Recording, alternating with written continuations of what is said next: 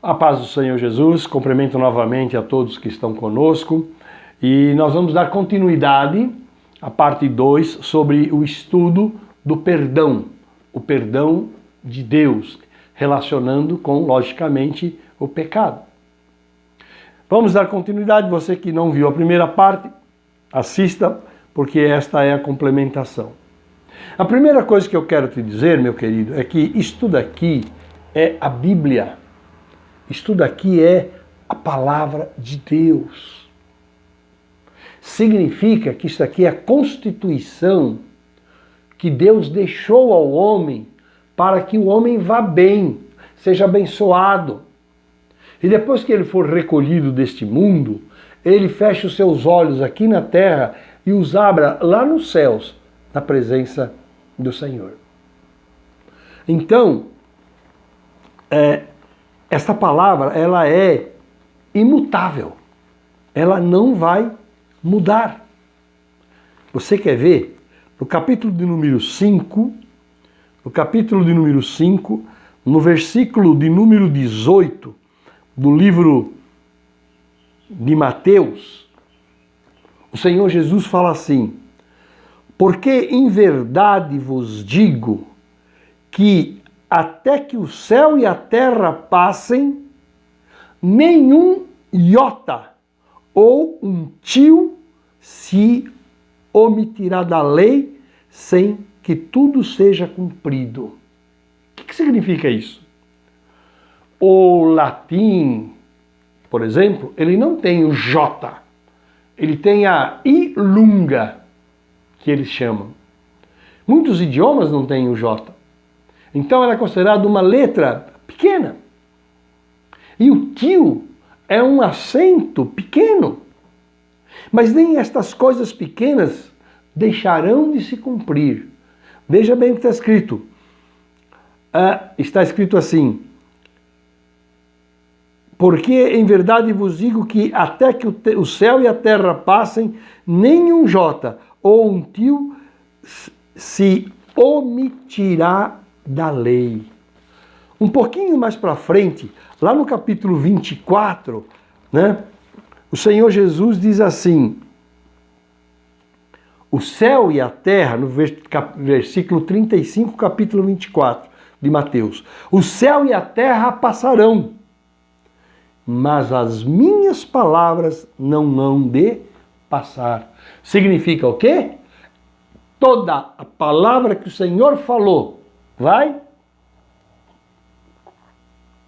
se cumprir. Se cumprir. Então, queridos, por que eu estou querendo dizer isso? Eu estou querendo dizer que é este o padrão da nossa vida. Pode mudar o tempo, pode mudar o país, pode mudar a geração de quem está lendo, pode mudar a cultura, pode mudar tudo. A palavra permanecerá. Ela será o padrão o dia que nós estivermos na presença de Deus. E se nós abrirmos a palavra do Senhor, Apocalipse 22, lá na última página da Bíblia, veja o versículo de número 17, diz assim: e o Espírito Santo e a esposa dizem, vem. E quem ouve, diga, vem. E quem tem sede, venha. E quem quiser, tome de graça da água da vida. Essa palavra é um convite de Deus. Esse foi o 17. Agora olha o 18. Porque eu testifico a todo aquele que ouvir as palavras desta profecia, deste livro, que se alguém lhe acrescentar alguma coisa, Deus fará vir sobre ele as pragas que estão escritas nesse livro. Ou seja, ninguém deve acrescentar nada à Bíblia. O 19 diz assim: e se alguém tirar quaisquer palavras do livro desta profecia, Deus tirará a sua parte da árvore da vida e da cidade santa que estão escritas neste livro. São os últimos versículos da Bíblia. Então, o que eu quero te dizer, esta é a palavra de Deus. Não vai mudar. Não importa o que você ouça na televisão, não importa o que você ouça na sua escola, os comentários, nada disso importa. Sabe por quê? Porque não vai mudar. Abra comigo a palavra do Senhor na primeira epístola do apóstolo Paulo aos Coríntios. Os coríntios, né, eram um povo bem rebelde. Bem rebelde. Mas veja o que diz aqui. Primeiro aos Coríntios, capítulo 6, versículos 9 e 10. Olha o que está escrito. Não sabeis que os injustos não hão de herdar o reino de Deus? Não sabeis que os injustos não hão de herdar o reino de Deus? Agora, o versículo de número 10, veja o que diz.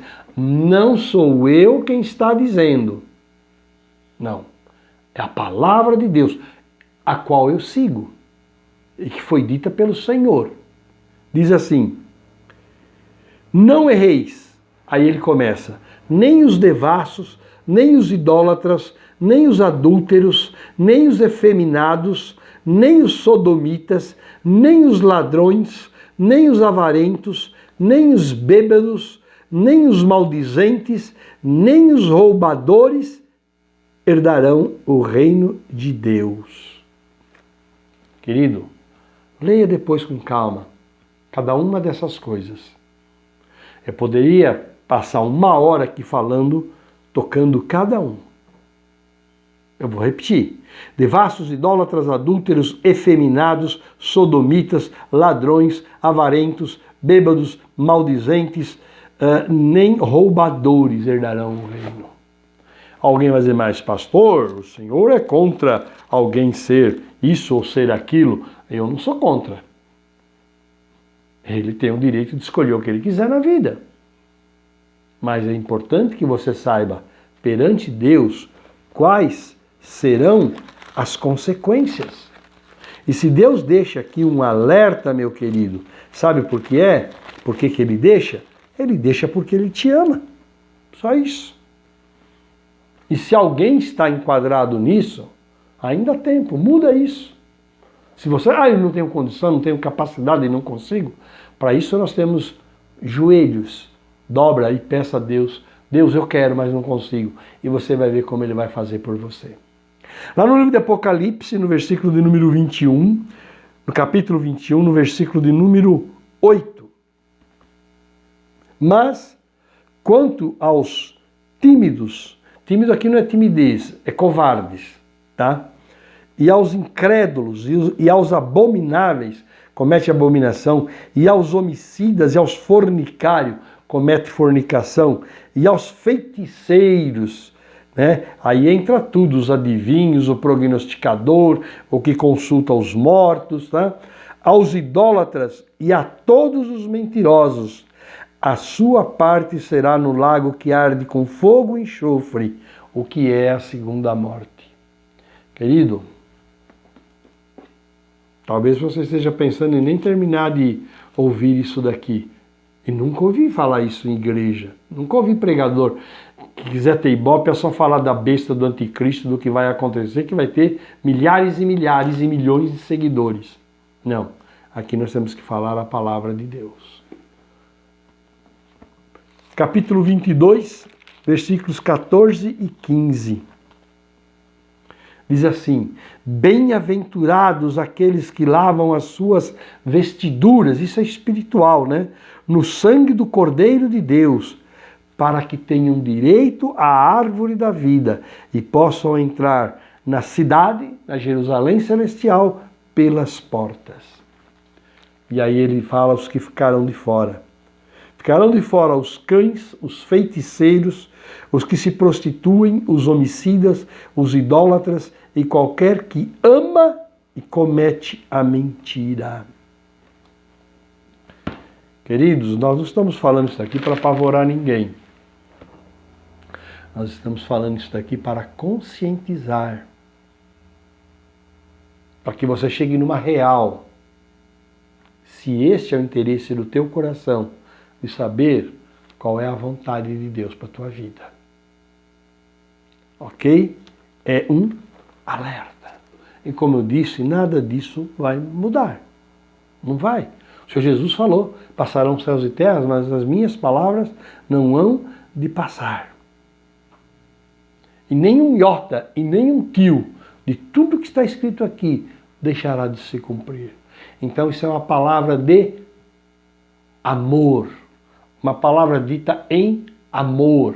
Olhe para o teu coração, eu me encaixo nisso, eu me encaixo naquilo, vai até a presença daquele que é poderoso para te transformar, para mudar o teu coração, para mudar a tua vida. Mas existem situações, pecados, para os quais a Bíblia diz que não haverá perdão. O Senhor diz que não haverá perdão.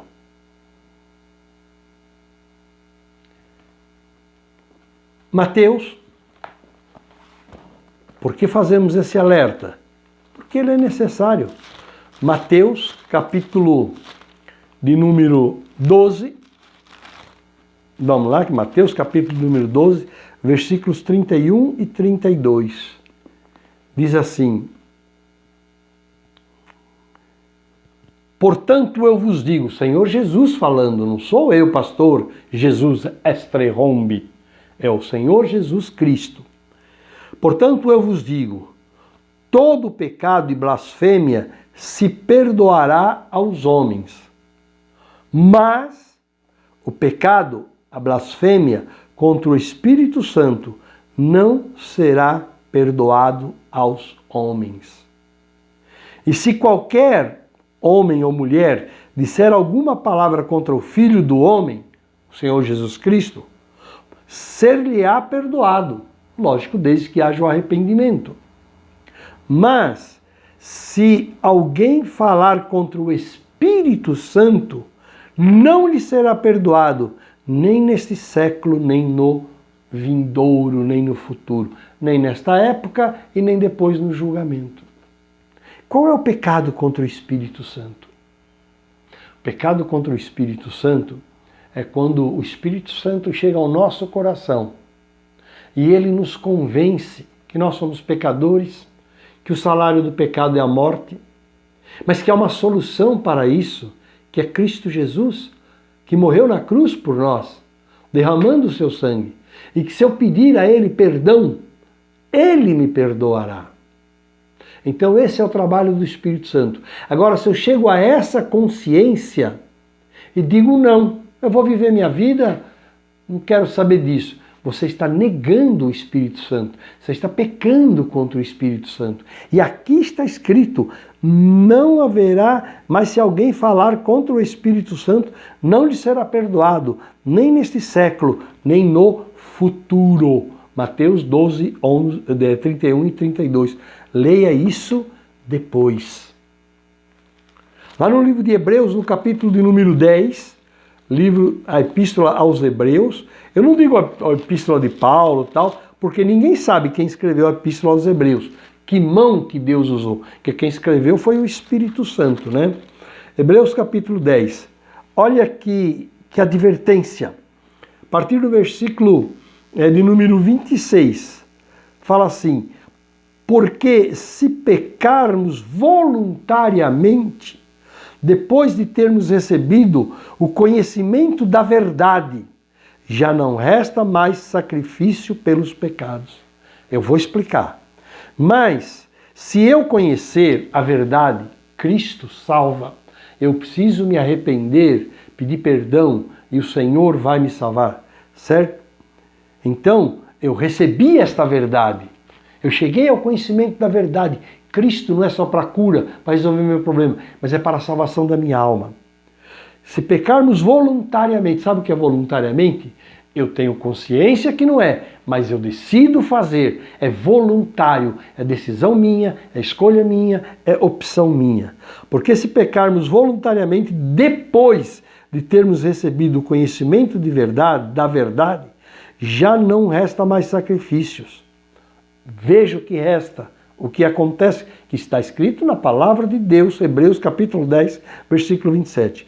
Mas uma certa expectativa horrível de juízo e ardor de fogo que há de devorar os adversários, e ardor de fogo que há de devorar os adversários.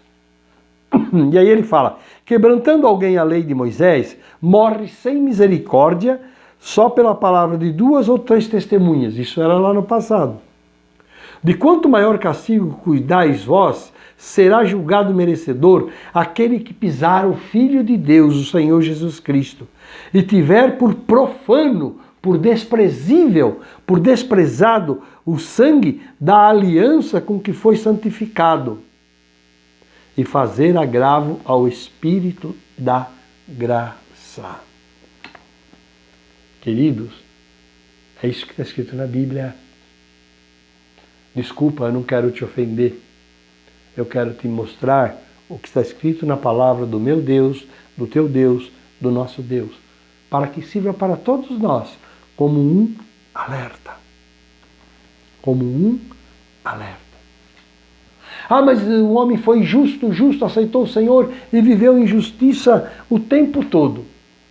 Mas quando ele chegou no fim da vida, ele virou casaca. Não vou ler tudo por causa do tempo, mas abra lá no livro de Ezequiel, do profeta Ezequiel, no capítulo 18. Leia, esse capítulo ele é maravilhoso, sensacional. Ezequiel 18, versículo 5 e versículo 9. Se o justo for justo, toda a sua vida, ele vai receber a vida eterna de presente. Versículo 10, versículo 13. Mas se ele gerar um filho que for injusto, esse filho vai receber a consequência, ele não vai estar lá na presença de Deus.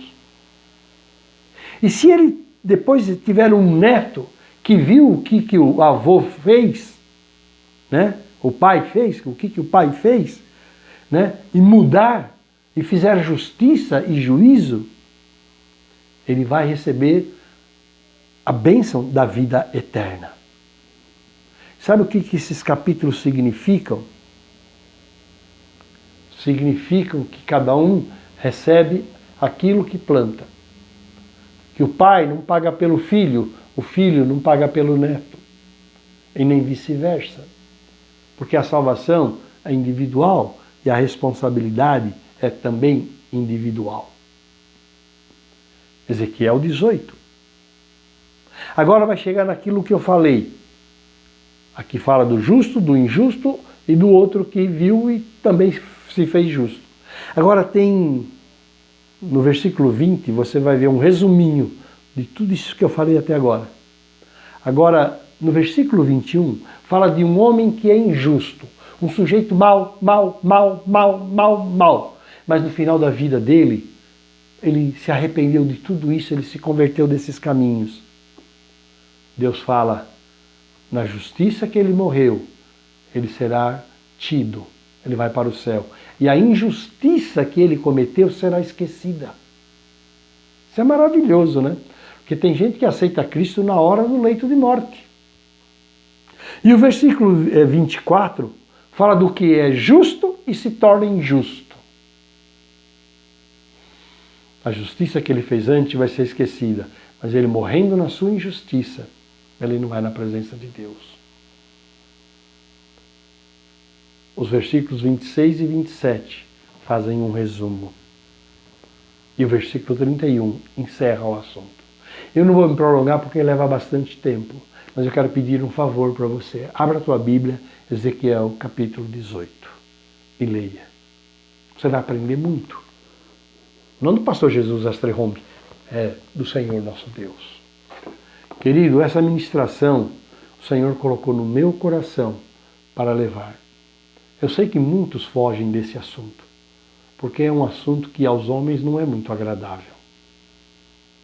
Mas a nós, pastores, cabe levar aquilo que a palavra de Deus nos ensina. Tá? Então, leia, medite. Deus te ama tanto que enviou o Filho dele para morrer na cruz do Calvário, para salvar a tua alma. Então você é importante para Deus. Não importa quanta coisa horrível você tenha feito, se você matou 1 ou 2 ou 10. Não importa. Eu estava num culto, o pastor perguntou, alguém aqui já matou alguém? 3 levantaram as mãos. 3. Ele falou, mas para vocês existe perdão, se vocês aceitarem o sacrifício de Cristo sobre a tua vida. Muito bem. Existe um versículo na Bíblia que diz assim que há pecado que não é para a morte, que não causa, como eu disse, esses que não há perdão, são chamados pecados para a morte, separação eterna de Deus. E sabe o que diz? Uma coisa terrível. E digo que pelos tais nem oreis. Está escrito isso na Bíblia, querido. E digo que pelos tais nem oreis. Deus está querendo dizer, é perda de tempo. Mas é Deus quem condena? Não. É o homem que se condena. Se é o homem que se arrepende, pede perdão e é perdoado, é o homem que se nega a pedir perdão, a buscar o Senhor. Querido, eu sei que o assunto é um assunto que é necessário refletir, e refletir bastante, porque em jogo está só a tua alma. Tá? Então, se alguém não gostou, me desculpe, mas eu não posso fugir daquilo que está escrito na palavra do meu Deus, e que o meu Deus diz, diga, fale, porque é o amor de Deus por todos vocês que vão ouvir isso daqui. Porque Deus, como foi dito, o desejo de Deus é que ninguém se perca, mas que todos venham a conhecer a salvação, a vida eterna. Ok? E olha, está escrito que quando um pecador se arrepende, há festa nos céus, alegria, júbilo por uma vida que sai do caminho errado e vai para o caminho da vontade de Deus. Que o Senhor nosso Deus te abençoe, que a graça do Senhor seja sobre a tua vida. Fique na graça, fique na paz do Senhor Jesus Cristo. Aquele que te ama, aquele que morreu no teu lugar, como morreu no meu lugar, para pagar a nossa dívida, para nos dar a possibilidade de estarmos para sempre na presença, no gozo maravilhoso de Deus. E no próximo estudo eu vou falar sobre o que é a Canaã celestial, o que é o paraíso, para você ver como vale a pena seguir o Senhor. Deus te abençoe, fique na paz e fique na graça de Cristo Jesus, nosso Senhor, nosso Salvador. Amém. Eu te amo. Jesus te ama. Amém.